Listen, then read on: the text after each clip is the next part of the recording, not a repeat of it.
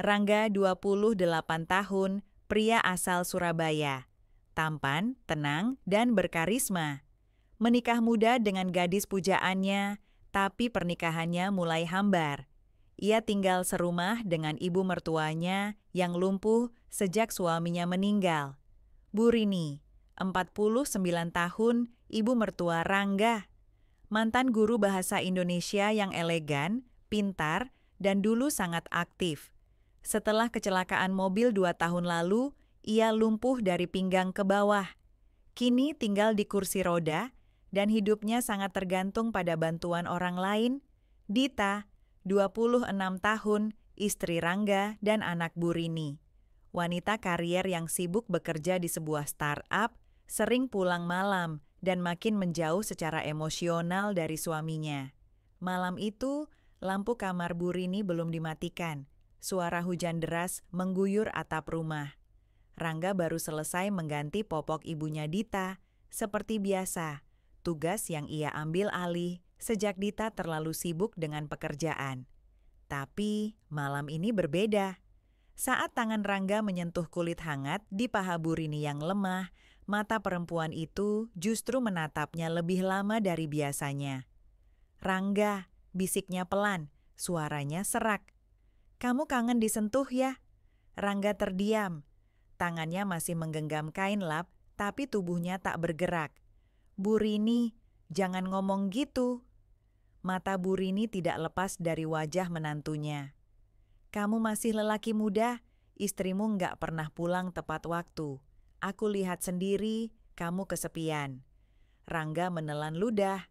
Hujan masih deras. Wangi balsem dan lotion tubuh Bu Rini menguar pelan-pelan. Tak ada suara lain malam itu selain jantung Rangga yang tiba-tiba berdetak makin cepat. Rangga berdiri membeku di sisi ranjang Bu Rini. Lampu redup kamar membuat wajah perempuan paruh baya itu terlihat lembut. Tapi ada sesuatu di balik sorot matanya malam ini. Sesuatu yang tak pernah Rangga lihat sebelumnya. Tatapan yang hangat, tapi juga haus. Bukan haus akan perhatian, tapi akan keintiman yang selama ini dipendam terlalu dalam. "Bu, saya cuma pengen bantu," gumam Rangga akhirnya, suaranya bergetar. Bu Rini menarik napas panjang. "Ibu tahu, Nak, kamu anak baik, tapi kamu juga laki-laki. Dan aku ini, perempuan juga, Rangga. Meski tubuh ini lumpuh, perasaan ini nggak mati." Rangga menarik diri perlahan, menjauh 1 langkah, tapi pikirannya tetap tertambat. Kata-kata Bu Rini seperti membongkar peti rahasia yang selama ini ia simpan rapat. Pernikahannya dengan Dita terasa makin hambar beberapa bulan terakhir. Pulang hanya membawa capek, kadang tak sempat menyapa. Seringkali Rangga tidur sendiri atau kalaupun sekamar, mereka hanya saling membelakangi. Dan di rumah ini, satu-satunya orang yang memperhatikannya justru Bu Rini. "Bu, saya bingung," suara Rangga pelan, nyaris seperti bisikan. Tapi Bu Rini mendengarnya jelas. Perempuan itu tersenyum tipis. "Aku nggak minta kamu ngapa-ngapain, Rangga. Tapi duduklah sebentar. Di sini, dekat aku." Rangga menuruti. Ia duduk di pinggir ranjang, mencoba mengatur napas. Tangannya tak sengaja bersentuhan lagi dengan jari Bu Rini. Hangat, lembut.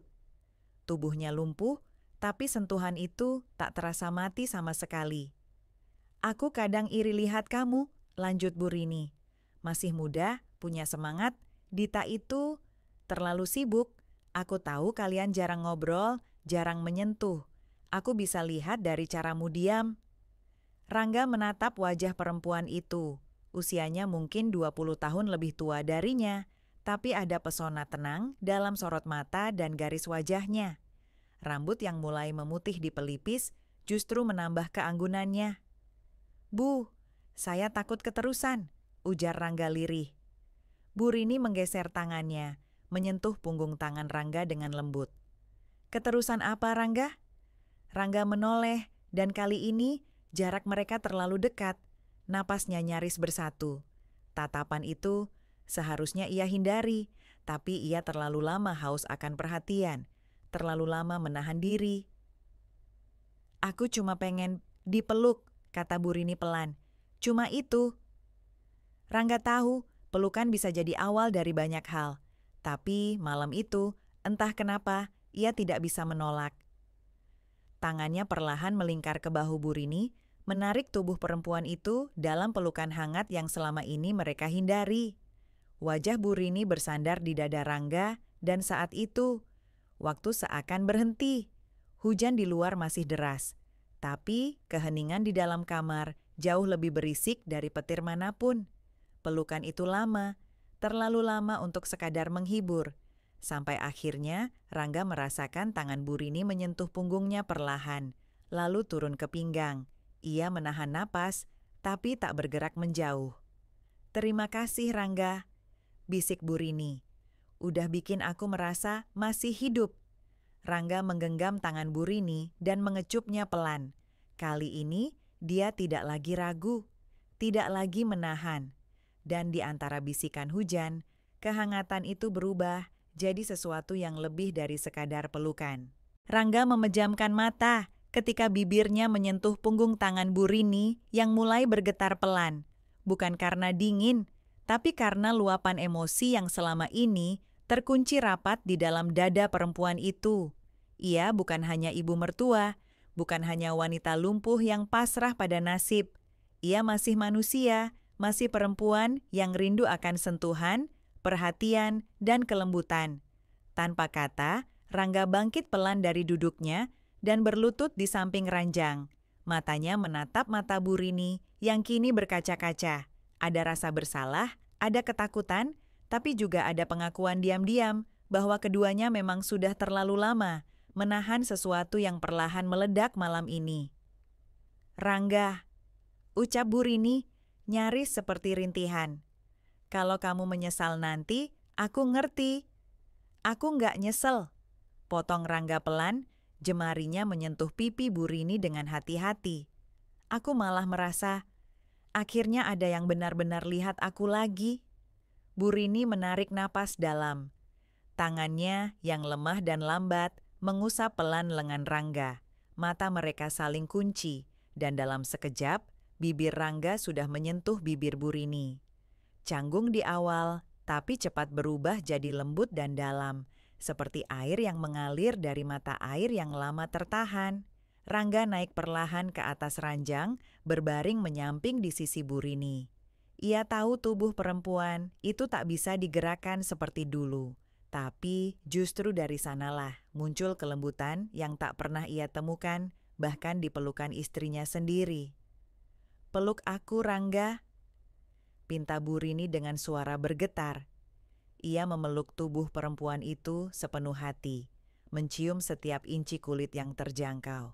Perlahan dan penuh hormat, ia tidak sedang menaklukkan, tidak sedang melampiaskan. Ia sedang menyembuhkan dan disembuhkan pada saat yang sama. Bu Rini mengerang pelan, bukan karena sakit, tapi karena rasa yang mengalir ke seluruh tubuhnya, meski sebagian sudah mati rasa. "Kamu hangat banget."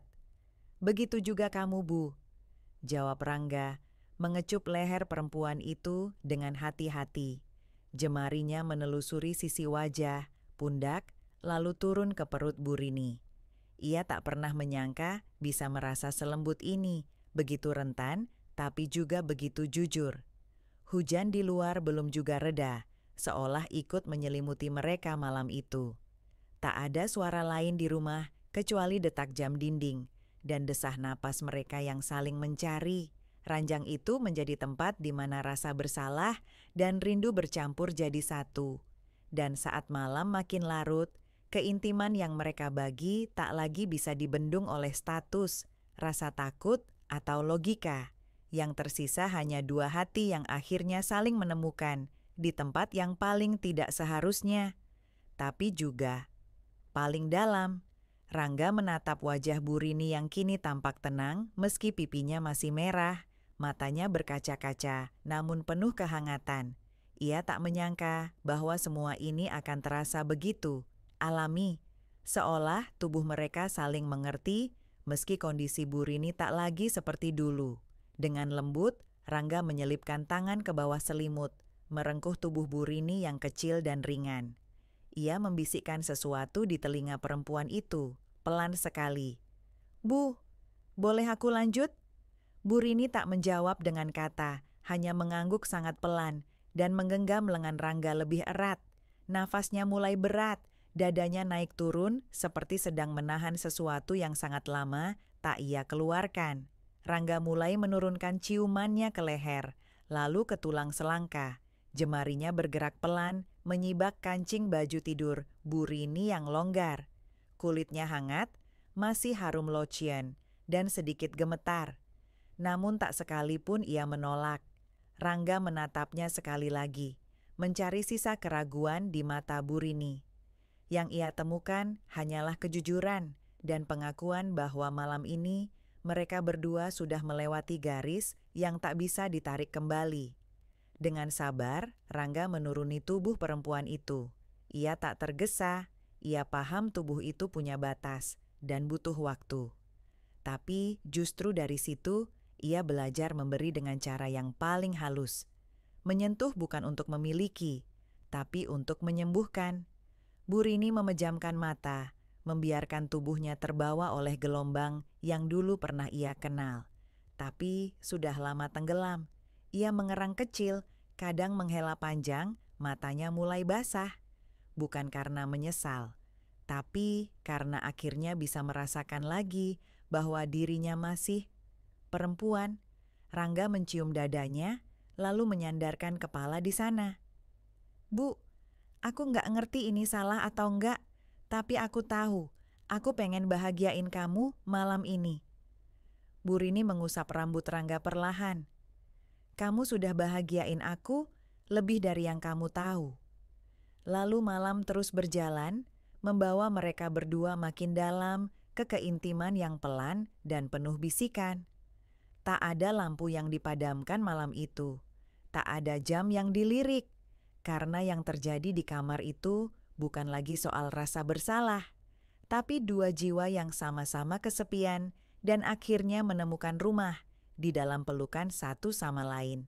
Rangga kembali menatap Bu Rini dalam keheningan kamar. Nafas mereka mulai menyatu, tubuh mereka tetap saling menempel di bawah selimut hangat yang membungkus malam itu dengan sunyi yang memabukkan. Tatapan Bu Rini berubah lembut dan pasrah. Pipinya masih memerah, rambutnya sedikit berantakan. Tapi dari situ justru muncul sisi dirinya yang tak pernah Rangga lihat sebelumnya. Bukan lagi sekadar mertua, tapi sosok perempuan yang rapuh dan penuh cinta. Perlahan jemari Rangga kembali bergerak, menyentuh bagian perut dan sisi tubuh Bu Rini yang masih bisa merasakan sentuhan. Ia mengelus lembut, tak terburu-buru. Setiap sentuhan disesuaikan dengan napas Bu Rini, dan ketika ia turun mencium setiap jengkal kulit itu, tubuh Bu Rini menggigil pelan. "Rangga, pelan aja ya," bisiknya, nyaris tak terdengar. "Selalu pelan kalau sama ibu," balas Rangga sambil mencium dada perempuan itu, lalu menyandarkan kepalanya di sana lagi, mendengarkan detak jantungnya yang mulai tenang. Bu Rini mengangkat tangannya perlahan, satu-satunya gerakan yang masih bisa ia lakukan sendiri, lalu menyentuh pipi Rangga dengan lembut. "Kamu bikin aku lupa kalau tubuhku udah nggak sempurna." Rangga menatapnya penuh haru. "Buatku, ibu nggak pernah kurang." Wajah Bu Rini bergetar mendengar kata-kata itu. Matanya basah lagi, kali ini bukan karena sesak atau sakit, tapi karena merasa diterima. Di dalam keterbatasannya, ia merasa dilihat sebagai perempuan. Lagi, bukan pasien, bukan beban. Ketika Rangga mencium perutnya, lalu naik ke leher dan bibir, tubuh Bu Rini tersentak ringan. Ia menghembuskan napas pelan, lalu berkata dengan suara yang nyaris patah, "Rangga, tolong jangan berhenti." Dan malam itu pun berlanjut. Di tengah derai hujan dan nyala lampu kamar yang temaram, Rangga memberi semua yang bisa ia beri, tanpa terburu, tanpa syarat. Tubuhnya menyatu dengan tubuh Bu Rini dalam gerakan lembut yang panjang, tanpa suara keras, hanya napas dan rintihan kecil yang perlahan melebur dengan suara hujan di luar. Tak ada lagi pikiran tentang Dita. Tak ada lagi rasa takut tentang salah dan benar. Yang ada hanya dua manusia yang menemukan hangatnya pelukan di tempat yang paling tak terduga dan tak ingin melepaskannya. Tubuh Rangga masih menyatu erat dengan Bu Rini, dada mereka saling bersentuhan, kulit dengan kulit, napas dengan napas. Hujan di luar belum juga reda, seolah ikut menyembunyikan segala yang tak boleh terdengar. Di dalam kamar itu, waktu berjalan lambat, bahkan nyaris tak terasa berjalan sama sekali. Bu Rini memejamkan mata, wajahnya menyandar pada leher Rangga. Ia mencium aroma tubuh menantunya itu, hangat, maskulin, dan entah kenapa menenangkan. "Rangga," bisiknya pelan, "kalau ini cuma mimpi, jangan bangunin aku." Rangga mengeratkan pelukan, mencium puncak kepala Bu Rini yang mulai basah oleh peluh. "Ini bukan mimpi, Bu. Ini nyata. Dan aku di sini." Tangan Bu Rini yang mulai kehilangan kekuatan sejak kecelakaan itu berusaha menggenggam lengan Rangga. Jemarinya tak sekuat dulu, tapi hangatnya tak berubah. "Aku pikir aku udah nggak pantas dicintai kayak gini." Rangga memandangi wajah perempuan itu. Matanya redup tapi dalam. "Aku nggak pernah nyari yang sempurna, Bu. Aku cuma nyari yang bisa ngerasain aku. Dan ibu satu-satunya yang benar-benar lihat aku selama ini." Perlahan, Rangga kembali mencium bibir Bu Rini, lama, dalam, dan lembut. Ciuman yang bukan sekadar nafsu, tapi seolah ingin mengisi ruang kosong dalam hati mereka masing-masing. Tubuhnya kembali bergerak perlahan, dan Bu Rini hanya bisa memejamkan mata, merasakan segala kehangatan itu merambat naik, memenuhi setiap inci dirinya yang selama ini ia kira telah mati rasa. Desahan pelan, bisikan nama, dan erangan tertahan memenuhi udara kamar itu. Seluruh dunia terasa mengecil hanya menjadi satu ranjang, satu tubuh, dan satu pelukan. Saat Rangga kembali menyatu dengan Bu Rini, segalanya mengalir tanpa paksaan, hanya keterbukaan, penerimaan, dan rasa yang terlalu dalam untuk dijelaskan. Rangga menyentuh pipi Bu Rini dengan ibu jarinya, lalu membisik, "Aku nggak pengen malam ini selesai." Bu Rini tersenyum, senyum paling tulus yang pernah ia tunjukkan sejak ia lumpuh. "Aku juga, Nak." Dan malam pun terus berlanjut, tanpa batas, tanpa suara lain, hanya hujan, selimut, dan dua hati yang sudah terlalu lama diam. Kini bicara dalam bisikan yang tak akan pernah mereka lupakan. Tubuh mereka masih berpelukan erat dalam keheningan yang pekat. Hanya napas yang saling bersahutan, hangat dan lembut, seperti dua aliran air yang akhirnya bertemu di satu muara yang tenang. Selimut bergeser pelan, memperlihatkan kulit Bu Rini yang masih berkeringat, meski dingin malam mulai merayap lewat jendela. Namun Rangga tetap mendekapnya erat, seolah tak ingin satu inci pun terlepas dari pelukannya. "Bu," bisik Rangga dengan bibir menyentuh pelipisnya. "Aku ngerasa kayak balik ke tempat yang harusnya dari dulu aku tahu. Tempat ini." Bu Rini mengusap pelan dada Rangga dengan punggung jarinya yang lemah. Sentuhan itu tak sekuat dulu, tapi justru membuat Rangga menahan napas. "Tempat ini juga ngerasa hidup lagi sejak kamu peluk aku." Mereka diam, lama. Lalu Rangga menurunkan ciumannya ke leher Bu Rini lagi, menelusuri kulitnya pelan, seperti ingin menulis puisi di sana.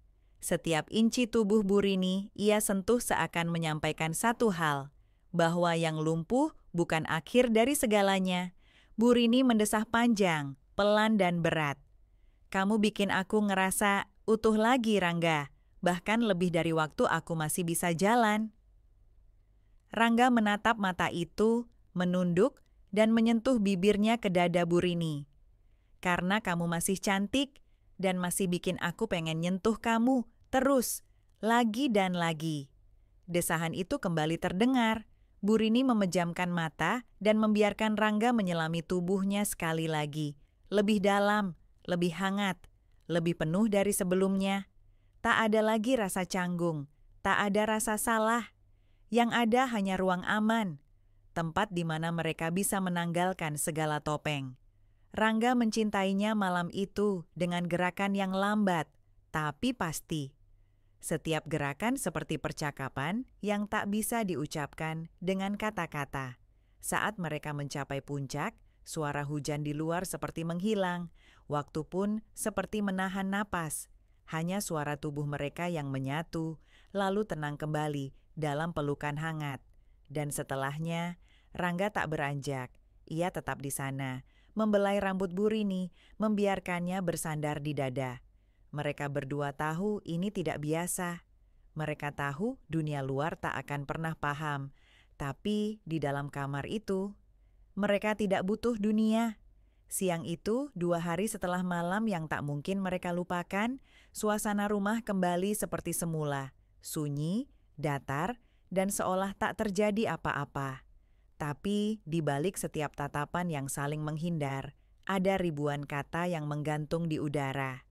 Burini duduk di kursi rodanya di ruang tengah, menatap keluar jendela. Angin mengayunkan tirai pelan, namun pikirannya jauh lebih gaduh dari cuaca yang tenang itu. Rangga datang dari arah dapur, membawa secangkir teh hangat untuk Burini seperti biasa. Tapi kali ini tangannya sedikit gemetar. Ia berhenti di ambang pintu, menatap punggung ibu mertuanya dengan jantung yang berdetak tak karuan. "Ibu," panggilnya pelan. Burini menoleh dan untuk pertama kalinya setelah malam itu, mata mereka kembali bertemu. Tak ada senyum, tak ada anggukan, hanya sorot mata yang bicara terlalu banyak dalam satu kedipan. "Aku bikin teh." Kayak biasa, ucap Rangga gugup. Burini mengangguk pelan, lalu berkata, "Taruh aja di meja." Suara itu biasa, datar. Tapi justru dari situ Rangga tahu, ada sesuatu yang berubah. Setelah meletakkan teh di meja, Rangga masih berdiri di tempatnya. Ia ingin bicara, ia ingin menjelaskan, tapi ia sendiri pun tak yakin bagaimana caranya mengungkapkan semua ini tanpa terdengar seperti pembenaran. "Aku nggak tidur malam ini, Bu," ucapnya akhirnya. "Aku mikir tentang semua yang terjadi." Burini tetap memandang keluar jendela. "Aku juga nggak tidur." Lalu sunyi lagi, hanya suara detak jam dan nyanyian burung dari kejauhan. "Aku nggak nyesel, Bu," Rangga akhirnya berkata, suara parau. "Tapi aku juga takut bikin semuanya makin rumit, takut ibu nyesel, takut Dita tahu." Nama itu Dita langsung membekukan udara di ruangan. Burini akhirnya menoleh sepenuhnya. Matanya berkaca-kaca. "Kamu pikir aku nggak takut?" Rangga melangkah pelan, berlutut di samping kursi roda itu. "Aku cuma tahu satu hal.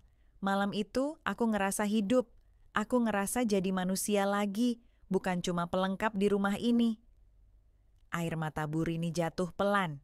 "Aku juga, Rangga. Tapi setelah malam itu, aku bangun dengan rasa bersalah yang nggak bisa aku jelaskan." Rangga menyentuh tangannya. "Aku di sini bukan buat ninggalin luka, Bu. Tapi kalau semuanya harus selesai di sini, aku terima. Asal Ibu tahu, apa yang aku rasain itu nyata." Burini menarik tangannya perlahan. Ia menatap Rangga lama, lalu berkata, "Yang kamu rasain nyata, tapi dunia kita ini nggak siap buat nerima." Dan dalam diam yang kembali menggantung, keduanya tahu mereka telah membuka pintu yang tak bisa ditutup. Tapi melangkah keluar dari pintu itu bisa menghancurkan semuanya. Mau dilanjut ke bagian reaksi Dita atau konflik di luar rumah. Seperti tetangga yang curiga, langkah kaki Dita terdengar di luar. Terdengar cepat, tergesa. Pintu depan dibuka dengan suara kunci yang terburu-buru. Lalu, "Bu, Mas?" panggilnya dari ruang tamu. Rangga dan Burini saling berpandangan sejenak. Napas mereka tercekat. Burini langsung menyeka air matanya, mengatur napas, lalu memalingkan wajah ke arah jendela. Rangga bangkit dengan jantung, memukul-mukul dada, mencoba bersikap biasa. "Di sini, Dit." Jawabnya berusaha tenang. Dita masuk dengan wajah lelah tapi penuh curiga. Kalian kenapa? Rumah sepi banget, kayak ada sesuatu yang enggak beres. Mata Dita menyapu seisi ruangan, lalu menatap tajam ke arah suaminya. Mas, kamu kenapa duduk deket-deket ibu gitu? Rangga tercekat. Aku cuma temenin ibu ngobrol barusan. Bu Rini cepat-cepat menyambung, suaranya stabil, meski dalam dadanya masih ada getaran. Kamu pulang cepat, sayang. Dita menatap keduanya bergantian. Wajahnya masih ragu, seperti sedang menakar sesuatu yang tak bisa ia lihat, tapi bisa ia rasakan. Aku tadi ngelewatin Bu Lilis depan. Dia bilang semalam ngeliat lampu kamar ibu masih nyala jam 2 pagi. Mas Rangga juga nggak ada di kamar. Kamu ke kamar ibu malam-malam? Rangga menelan ludah, tenggorokannya kering. Iya, ibu lagi susah tidur. Aku bantu benerin selimut aja. Dita mengernyit, tak langsung percaya. Jam 2 pagi, ruangan jadi dingin. Suasana tegang menggantung, seperti benang halus yang siap putus kapan saja. Mata Dita berkaca-kaca, tapi bukan karena emosi yang meledak, karena hatinya mulai menyusun kepingan rasa yang tak ia mengerti. Ia tahu ada yang berubah, bukan dari kata-kata mereka, tapi dari cara mereka saling memandang, dari jarak di antara tubuh yang pura-pura jauh, tapi sebenarnya terlalu dekat. Aku capek, gumam Dita pelan, akhirnya menyerah untuk bertanya lebih jauh. Mau ke kamar dulu. Dan tanpa menunggu jawaban, Dita melangkah ke arah tangga. Tapi sebelum menghilang, ia sempat menoleh sekali lagi ke arah Bu Rini, tatapan yang menyimpan tanya besar, kecurigaan, dan luka yang belum terbuka. Pintu kamar tertutup, dan keheningan kembali menelan mereka berdua. Rangga mendesah panjang, tangannya menggenggam pinggir kursi roda Bu Rini, sementara Bu Rini hanya menatap kosong ke lantai. Kita udah mulai kebaca, Bu. Bu Rini memejamkan mata, dan luka itu belum mulai berdarah. Waktu berlalu pelan, tapi tak pernah benar-benar membawa mereka menjauh dari malam itu. Dita tak pernah menanyakan lagi soal lampu yang menyala di kamar ibunya, atau soal malam-malam Rangga yang semakin sering mengurus mertua yang lumpuh. Tapi sejak hari itu, ia berubah. Pandangannya terhadap Rangga jadi lebih dingin, pelukannya lebih singkat, senyumnya tak lagi tulus. Seolah hatinya menyimpan pertanyaan yang tak pernah berani ia lontarkan, karena ia tahu jawabannya bisa menghancurkan semuanya. Rangga tetap tinggal. Ia menjaga Bu Rini setiap pagi, menyuapi, mengganti popok, membacakan buku, bahkan memutar musik kesukaan Bu Rini dari ponselnya.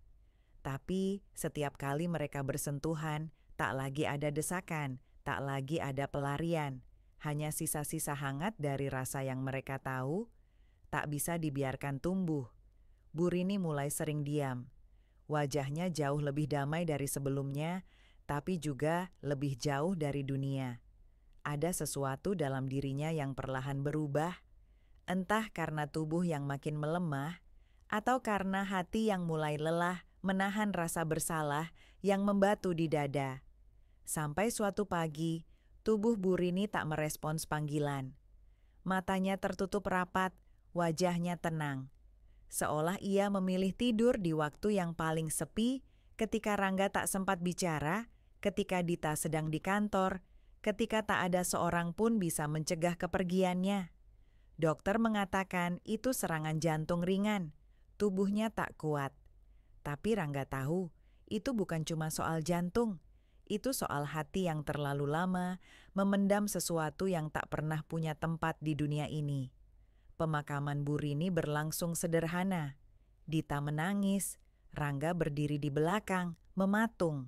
Tak berani menyentuh pundak istrinya, tak berani berdiri terlalu dekat dengan liang lahat. Beberapa hari setelah itu, Dita memutuskan pindah ke rumah adiknya di Gresik. Ia bilang ingin menyendiri, mikirin ulang semuanya. Ia tak marah, tak menangis di depan Rangga, tapi ucapannya seperti pisau, pelan, dingin, dan mengiris dari dalam. Dan Rangga, ia tinggal di rumah itu sendiri. Di kamar yang dulu dipakai Bu Rini, masih tergantung foto-foto keluarga. Masih ada selimut yang rapi, masih ada wangi lotion yang samar tersisa di udara. Kadang, malam-malam tertentu, ia duduk di kursi roda itu, menyentuh sandaran tangan, membayangkan Bu Rini duduk di sana.